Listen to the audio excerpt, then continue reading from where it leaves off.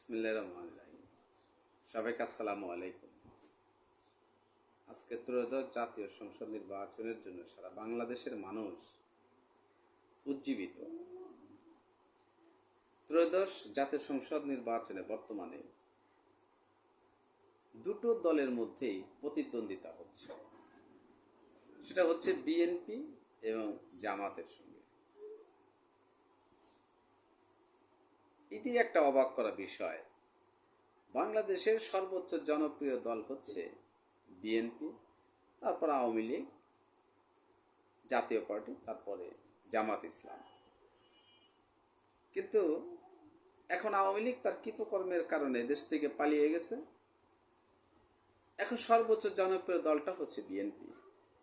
এতদিনে দেশের মানুষ জানতো যে জামাত ইসলাম হচ্ছে চতুর্থ সারির জনপ্রিয় দল বাংলাদেশে। সেই চতুর্থ সারির জনপ্রিয় দলটা আজকে জাতীয় নির্বাচনে বিএনপির মতো একটি সর্বোচ্চ জনপ্রিয় দলের সঙ্গে প্রতিযোগিতায় লিপ্ত। আজকে বাংলাদেশে নির্বাচন করছে, জাতীয় পার্টিও করতেছে নির্বাচন, ইসলামিক দলগুলো আছে, জামায়াত ইসলামী আছে এবং বিএনপি। জনগণের মধ্যে এখন বিএনপি এবং জামাতকে নিয়ে একটা সরকার গঠনের চিন্তা, যে কারাই দেশ সরকার গঠন করবে। মানুষ উন্মুখ হয়ে আছে, 17 বছর একটা ভোট দিবে, ভোট দিতে যাবে, তরুণ প্রজন্ম ভোট দিবে। এতদিন পরে তাদের ভোটের অধিকার রক্ষা হয়েছে, এখন তারা ভোট প্রয়োগ করবে। কিন্তু দেশের মানুষ যখনই ভোটের কথা চিন্তা করে তখন ভাবে যে আসলে ভোট কাকে দিতে হবে, কাকে দিব, বিএনপিকে, জামাতকে না জাতীয় পার্টিকে। সবার মুখের একটাই কথা, 12 তারিখ শুভ দিন, অমুক মার্কায় ভোট দিন, তমুক মার্কায় ভোট দিন। যখন মানুষ ভোট দেওয়ার কথা চিন্তা করে তখন যে যত কথাই বলুক না কেন, এই দেশ যেভাবে প্রতিষ্ঠা হয়েছে, একটা স্বাধীন হয়েছে এই দেশটা, সার্বভৌমত্ব এবং স্বাধীনতার কথা মানুষের ভিতরে অটোমেটিকই মনের ভিতরে চিন্তা আসে।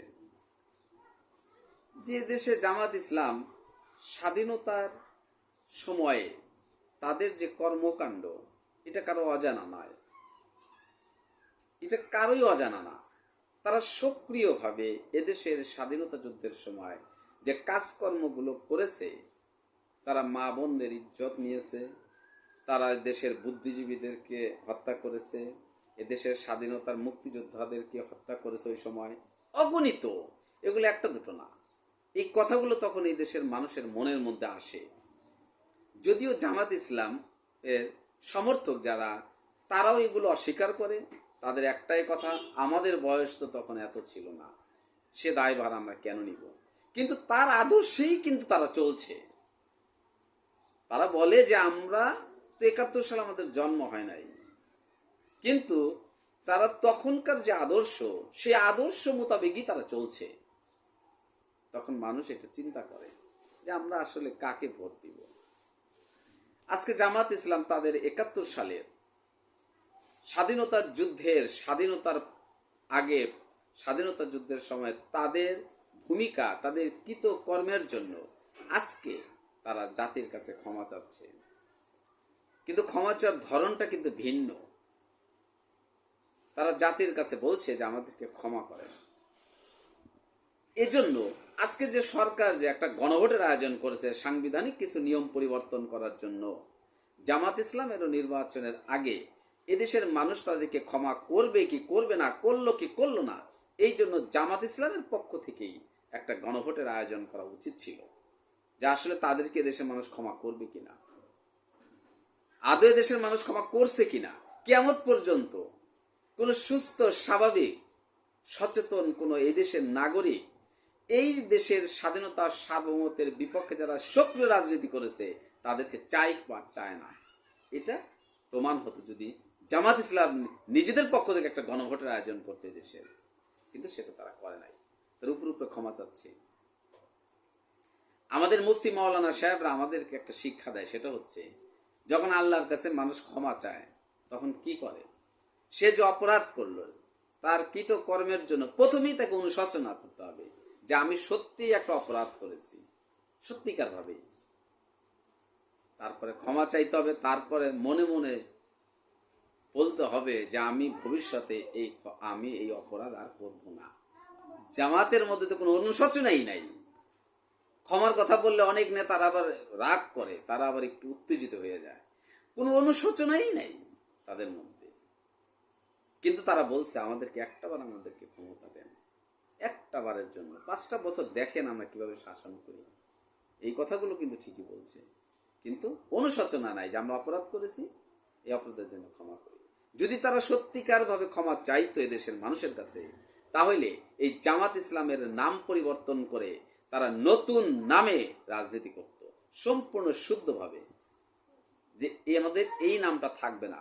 যেমন পুলিশের অপকর্মের কারণে, পুলিশের গত 17 বছরের অপকর্মের কারণে তাদের ড্রেস চেঞ্জ করে ফেলছে।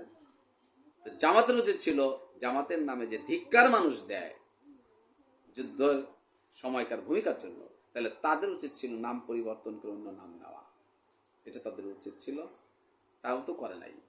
তাহলে এই দেশের মানুষ তাদেরকে ক্ষমা করবে কিভাবে? এটা করার কোনো সুযোগ আছে বলে আমাদের মনে হয় না। দেশের মানুষের যারা জামাত ইসলামের নতুন প্রজন্ম, তাদের কথা হচ্ছে আমরা তো সেখানে ছিলাম না, আর তারা যদি সেখানে না থাকে তাহলে সেই আদর্শের রাজনীতি কেন দেশে চলছে? তারা তো অন্য আদর্শের রাজনীতি তারা করতে পারত, কিন্তু সেটা তারা করবে না।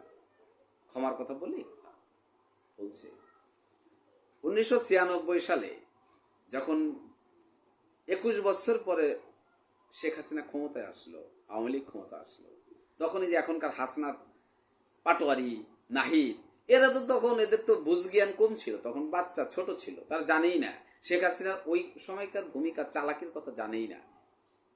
অথচ তারাই এখন আবার জামাতের সঙ্গে হাত মিলাইছে, তারা এখন জামাতের সুরে কথা বলে।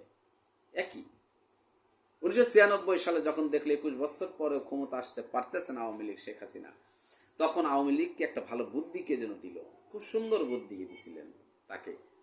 উনি হজ করে এসে দেখলো যে আর এই দেশের মানুষ আওয়ামী লীগকে পছন্দ করে না। তাদের পূর্বের যে কৃতকর্মের কারণে যে দেশের মানুষ তাদেরকে ঘৃণা করেছে, 21 বছরেও তাদেরকে ক্ষমতায় বসায় নাই এদেশের মানুষ। তারা বিএনপিকে ভালোবাসে দেশের মানুষের জন্য বিএনপি তখন ক্ষমতায় ছিল। হাসিনা একটা কালো কাপড় বাঁধলো মাথায় আর হাতে তসবি, সভা সমাবেশ যেখানে যাচ্ছে সেখানে তার হাতে একটা তসবি আর কালো কাপড় একটা পট্টি বাঁধলো মাথার মধ্যে। এটা সবাই জানে, এটা দেখছে। হয়তো হাসনাত এবং আবদুল্লাহর এটা মনে নাই, হয়তো জানে না, চিনে না, হয়তো মনে নাই। সেক্ষেত্রে তখন তসবি তসবি শুধু সে কিছু পড়তো কিনা জানি না, কিন্তু হাতে একটা তসবি তার থাকতো। এবং এই জাতির কাছে, এই বাংলাদেশের সহজ সরল মানুষের কাছে বলল, আমাকে ক্ষমা করেন, ক্ষমা চাই, ক্ষমা চাই, আমাকে একটা বার ক্ষমতার সুযোগ দেন, একটা বার আমাকে একটু ক্ষমতায় বসানোর সুযোগ দেন। মানুষ ক্ষমা করেছিল, শেখ হাসিনার শাসন দেখছে, পরিণতি দল বল নিজে সমস্ত কিছু নিয়ে সে পালিয়ে গেল এদেশ থেকে। এদেশের 12টা বাজে। যারাই অপরাধ করে তারা ক্ষমা চায়, আর ভিতরে ভিতরে বলে ক্ষমা করে একটা বার আমাকে একটু ক্ষমতা দাও, তারপর দেখাই ক্ষমা কাকে বলে। কিভাবে 12টা বাজাইতে হয় আমি দেখাবো। বিএনপি তো কই ক্ষমা চায় নাই, বিএনপির তো ক্ষমা চাওয়ার দরকার পড়ে না। বিএনপি তো বলে না আমাকে একটা বারের জন্য ক্ষমতায় দেন, এই কথা বলে না। এদেশের মানুষ ভালোবাসে বিধে তাকে বারবার ক্ষমতা এনেছে। কিন্তু যারা একমাত্র অপরাধী, এদেশের বিরুদ্ধে কাজ করেছে, একমাত্র অপরাধী যারা, এদেশের বিপক্ষে কাজ করে যারা, এদেশকে ধ্বংস করার ষড়যন্ত্রে যারা থাকে, তারাই শুধু ক্ষমা চায় যে একটাবার আমাকে ক্ষমতা দাও, একটাবার ক্ষমতা দাও, তারপর দেখো আমি কি করি। ওই জামাত ইসলামও তাই এখন সেই সুরেই বলছে। শেখ হাসিনার ওই 96 সালের থেকেই জামাত ইসলামের এই শিক্ষাটা নিয়েছে যে তোমরা ক্ষমা চাও, ক্ষমা চাও এবং বলো যে 5টা বছর আমাকে একটু একটা বার যদি ক্ষমতা দিয়ে দাও, আমি তারপরে দেখাবো মজাটা। এইগুলো আসলে রাজনীতির কোনো মানুষ খুব সচেতন, এদেশের মানুষ বোঝে যে যাকে ক্ষমতা আনা উচিত। যে দলটা এদেশের স্বাধীনতার বিরুদ্ধে কাজ করলো সেই দলটা ক্ষমতা আসতে চায়, এটাই তো বড় দুঃসাহস জামাতের। যাই হোক, 12 তারিখে এদেশের জনগণ কি কোন মার্কায় ভোট দিবে সেটা তাদের ব্যক্তিগত ব্যাপার। সবাই সচেতন, তারা সচেতন হয়েই তারা এদেশ পরিচালনার জন্য একটা দলকে দায়িত্ব দিবে। সবাই ভালো থাকবেন, সুস্থ থাকবেন।